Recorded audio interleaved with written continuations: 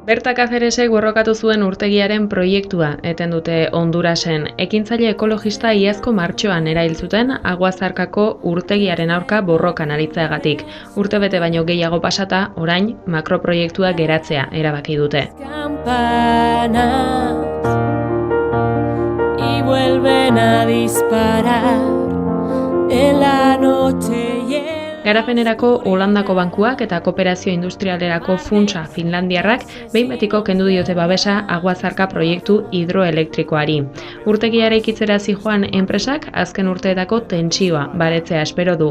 Komunitate indigenekin hitz egiteko asmoa duela jakinarazi du etorkizuneko garapena saritzeko.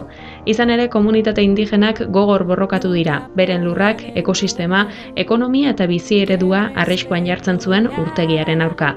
Errepresioa eta gerra zikina ere jasan dituzte 2015ean 195 ekintzaile ekologista hil baitzituzten. Tu recuerdo vivirá a cada paso del camino que construiste hacia la libertad. Cada paso del camino, en cada golpe del olvido, en cada puño, cada letra. Cáceres mundu mailan ezaguna zen ekintzailea 2016ko martxoaren 3an hil zuten tiroz. Hondurasko erakunde herritar eta indigenen batzorde zibikoa elkartearen sortzailea zen 2015ean nazioarteko Goldman saria eman zioten ekologismoaren Nobel sari gisa ezagutzen dena.